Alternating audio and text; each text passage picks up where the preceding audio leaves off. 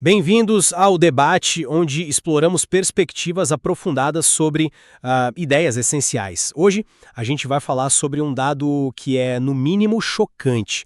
Tipo, 1/4 da população mundial vive em lugares onde não existe um único vizinho cristão, nenhuma Bíblia, nenhuma igreja. É um cenário bem desafiador, né? Muito. E, historicamente, a gente olha para esses números e assume que o antídoto é o surgimento de especialistas, sabe? Aqueles heróis de elite dispostos a cruzar oceanos e enfrentar a hostilidade. Mas e se a maior crise da missiologia moderna não for a falta desses especialistas?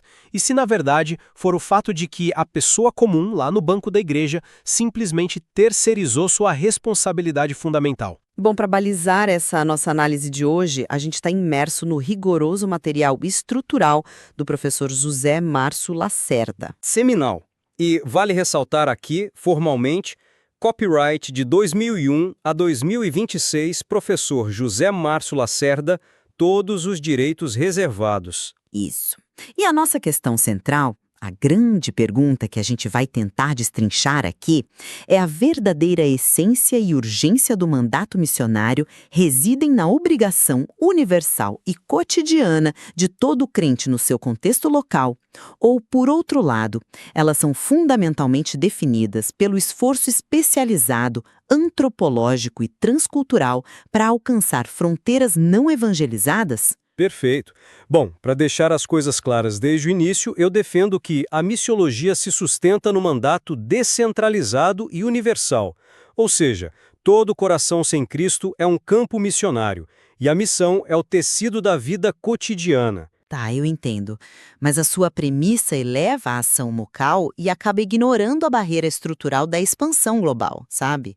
Eu defendo que o material aponta inequivocamente para a missão transcultural e especializada. Alcançar povos não alcançados e cruzar fronteiras culturais é o verdadeiro ápice e o foco inegociável da urgência missiológica. Olha, para entendermos a mecânica da minha posição, a gente precisa observar a arquitetura do Novo Testamento. O texto base descreve isso como uma força centrífuga, né? De dentro para fora. Exato. No Antigo Testamento, a dinâmica era centrípeta, como um ímã. As nações eram atraídas para observar a glória de Deus em Israel. Mas com o cristianismo primitivo, o movimento se inverte drasticamente. E isso destrói a noção de que o trabalho missionário é uma categoria de elite acadêmica ou eclesiástica. Mas você não acha que... Só para concluir o raciocínio, o material é bem cirúrgico ao afirmar que aquele que não é missionário no reino é um impostor. A missão se baseia no princípio pragmático que o texto chama de ver, orar, ir. E esse ir não é uma viagem internacional, sabe? É um imperativo imediato aplicado ao seu colega de trabalho, à sua família. O crente que vive de domingo a domingo e privatiza a fé, bom, ele está cometendo uma negligência que corrói o sistema de dentro para fora. Eu compreendo, mas veja bem, diluir o conceito de missões para abarcar, qualquer interação casual no ambiente de trabalho é um erro categórico que esvazia a disciplina. A missiologia não é apenas falar de Jesus, é uma ciência interdisciplinar vital, né? Sim, tem o cruzamento da teologia, antropologia, Sociologia e história, exato. E o texto não propõe esse preparo acadêmico exaustivo apenas para que alguém seja um bom testemunho no escritório. A urgência que o material delineia é matemática e geográfica. Como assim geográfica? Bom, dos mais de 7 bilhões de pessoas no mundo, mais de 2 bilhões nunca ouviram o evangelho porque vivem em zonas de bloqueio. A gente está falando da janela 10-40. São regiões dominadas por fundamentalismo religioso, barreiras linguísticas isoladas, regimes totalitários, entende? Sim, claro. Chamar o evangelismo de bairro e a infiltração em um país de fronteiras fechadas pela mesma palavra ofusca as distinções operacionais críticas. O material faz essa separação clara entre a linha de frente transcultural e as bases de apoio. Mas focar excessivamente nessa linha de frente internacional cria uma fratura na anatomia funcional da igreja. Pensa num projeto de engenharia estrutural. Tá, manda analogia. Concentrar todos os recursos em missões transculturais enquanto o crente local vive uma secularização interna é como tentar construir o teto de um arranha-céu ignorando que os alicerces de concreto estão apodrecendo lá embaixo. Uhum. Ao restringir o título de missão verdadeira aos especialistas, você acaba legitimando a inércia da congregação, sabe?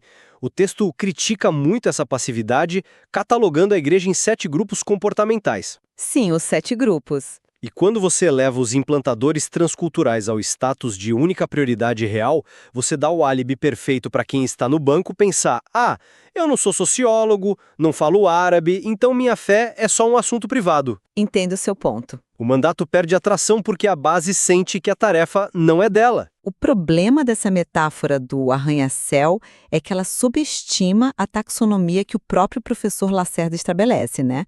O material lista esses grupos e coloca explicitamente os implantadores em áreas não evangelizadas como alvo primário. Primário, sim, mas não único, certo? Não único, mas os outros grupos, tipo os focados em manutenção denominacional ou construtores de templos gigantes ou os de cura interna, eles são descritos como desvios de rota. O risco da sua visão descentralizada é validar o conforto. Validar o conforto de que forma? Se aconselhar um amigo na sua cidade recebe o mesmo peso missiológico que renunciar à sua cultura para traduzir as escrituras para um dialeto ágrafo na Ásia Central, a gente quebra a engrenagem logística da igreja. A verba e a energia são consumidas no microcosmo local. E se todo mundo é linha de frente no próprio quintal, as fronteiras globais permanecem impenetráveis. Mas espera aí.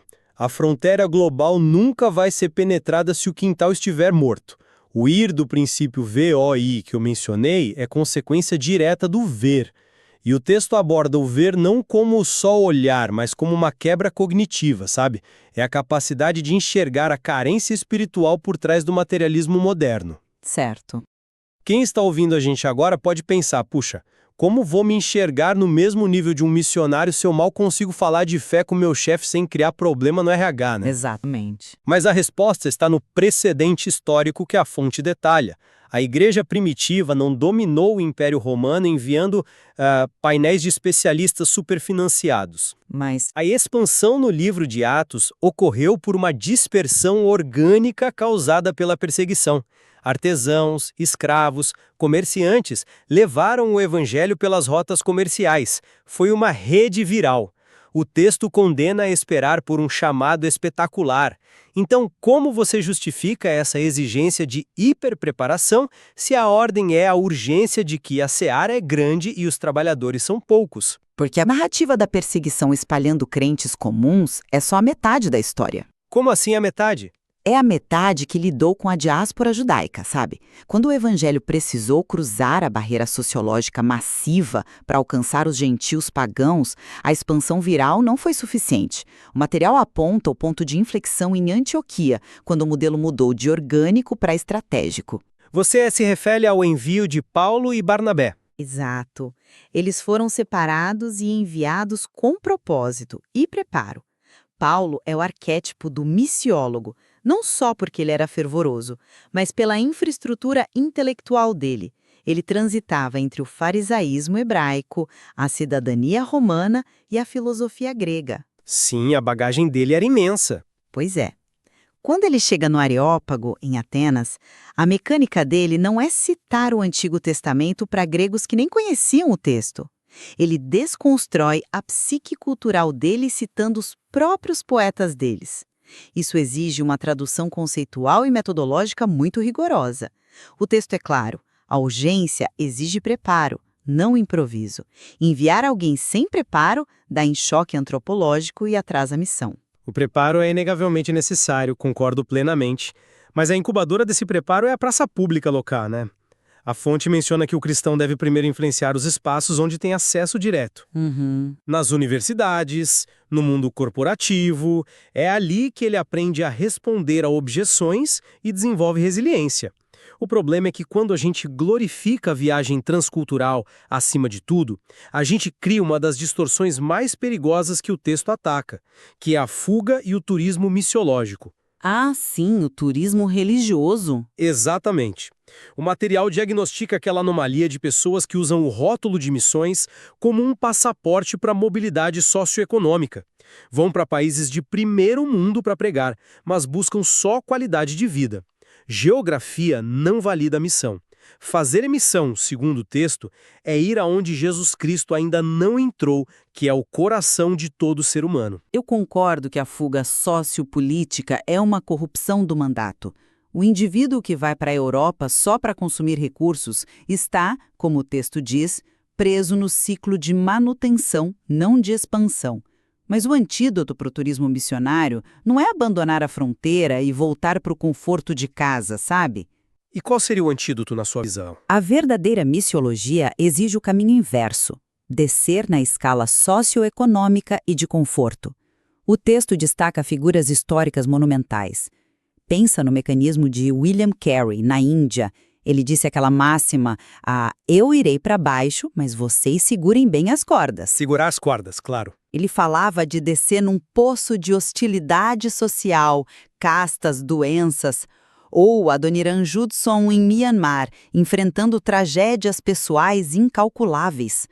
A missão autêntica é a encarnação sacrificial. E a igreja local tem a função insubstituível de segurar as cordas. Separar quem desce ao poço de quem segura a corda não é hierarquizar a igreja, é reconhecer a especialização, entende? Mas segurar as cordas exige muito mais do que só assinar um cheque mensal para a agência missionária, né? O sustento financeiro dissociado do engajamento pessoal cria uma igreja apática que acha que pode comprar a isenção do próprio evangelismo. Sim, isso é um risco real. Edes. Aquele grupo focado apenas na cura interior paralisa a missão porque se recusa a olhar o mundo. Eles ficam olhando só para dentro. Exato. O ir é a comprovação de que o avivamento ocorreu. Ao elevar o chamado transcultural a algo inatingível, a gente pacifica o ouvinte. A democratização do mandato não tira o mérito de Adoniran Judson, mas diz ao operário, ao médico, que o chão em que eles pisam exige a mesma intencionalidade que o Judson teve lá na Ásia. A intencionalidade pode até ser equivalente, mas as ferramentas e o impacto demográfico são incomparáveis, sabe? A gente precisa considerar a dívida histórica que o material explora ao analisar o Brasil. A chegada dos missionários aqui, você diz? Isso. Entre os séculos XIX e XX, uma onda metodicamente planejada de missões europeias e norte-americanas chegou ao Brasil. Eles não vieram só num transbordar espontâneo. Eles estudaram a nossa cultura, aprenderam português do zero, suportaram doenças. Se eles tivessem adotado a premissa de que a missão local nas esquinas da Europa já era suficiente, o Brasil moderno seria um vazio teológico. Faz sentido. A gratidão histórica mencionada no material exige reciprocidade. O seu foco exaustivo na missão local ignora a simetria global de acesso. Nós temos milhares de igrejas nas nossas cidades, o Oriente Médio não tem. A urgência exige a alocação inteligente de recursos onde não há nenhuma luz. É um argumento forte.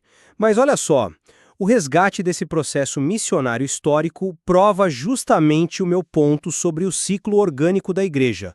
O motivo pelo qual hoje a gente pode enviar agentes a nações fechadas é precisamente porque a igreja brasileira se enraizou no tecido local e parou de depender de fora. Houve um amadurecimento, de fato. E esse trabalho local gerou sustentabilidade. Você fala sobre alocação inteligente de recursos, mas como a gente identifica os líderes que vão suportar a pressão de um país totalitário? O laboratório é o enfrentamento da descrença na própria cultura, né? O texto argumenta que não se pode guiar por onde não se andou. Se não ensinarmos a base a lidar com o ceticismo do mundo corporativo local, os candidatos que enviarmos vão falhar catastroficamente. O mandato cotidiano é a peneira. A peneira, tá. Mas o mandato global frequentemente sofre sabotagem justamente por causa das demandas infinitas desse laboratório local, sabe? Sabotagem.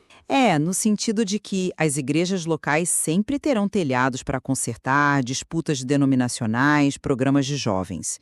O que a ciência da missiologia faz, e que o texto sublinha, é criar um mecanismo de extração. O Espírito Santo identifica os talentos bem preparados e os retira do laboratório local, enviando-os para a escuridão absoluta.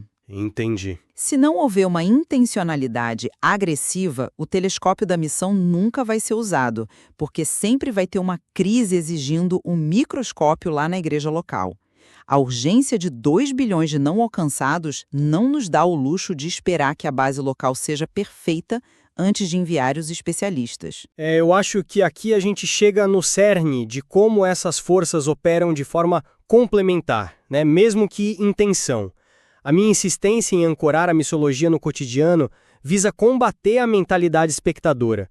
Quando os referenciais apontam que cada coração convertido é um agente, a intenção é desmantelar a máquina que concentra tudo nas mãos de clérigos pagos. A força motriz sempre foi a capilaridade. E o meu contraponto estrutural é que essa energia capilar precisa ser canalizada, sabe? Senão ela se dissipa na irrelevância.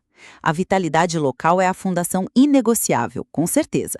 Mas o sucesso da missão não é medido pelo barulho da igreja no bairro, e sim pela nossa eficácia em cruzar as fronteiras finais.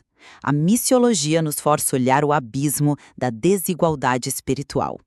Apesar dessa divergência sobre qual engrenagem deve guiar a prioridade dos recursos, eu acho que o material do professor Lacerda nos força a uma concordância profunda, sabe?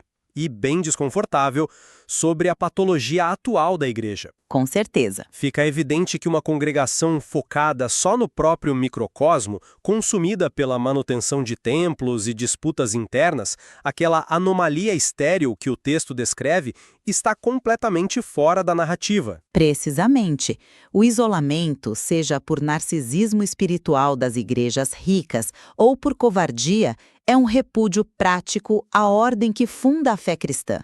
Aquele grupo que passa a vida em disputas teológicas rasas, ignorando o campo árido lá fora, perdeu totalmente a compreensão da urgência do tempo. Exato, e a complexidade dessas abordagens mostra que a dinâmica exige uma atenção contínua, né? Requer ao mesmo tempo o ímpeto orgânico de tratar a porta do vizinho como fronteira eterna e o planejamento rigoroso de quem mapeia a janela 1040. O estudo da história, das ferramentas sociológicas e da praxis oferece mecanismos vastíssimos. Porque é justamente no atrito dessas camadas, sabe? Na intersecção entre a teoria acadêmica e o sacrifício pessoal que a igreja testa suas motivações. É assim que ela descobre os ajustes metodológicos para não se tornar obsoleta. Muito bem colocado. Voltando àquela crise inicial, o conforto da responsabilidade terceirizada. O diagnóstico final do texto não permite isenção a ninguém. Para alguns, o avivamento vai ser romper o silêncio do crente privatizado lá na empresa. Para outros, vai exigir o sacrifício imensurável de se despedir da cultura natal e dizer, como os gigantes do passado, eu irei descer ao poço. Qual dessas duas frentes representa a maior omissão no cenário atual de quem nos ouve, né? Essa é uma questão que permanece desafiando a nossa obediência. Agradecemos por acompanharem e até a próxima edição de O Debate.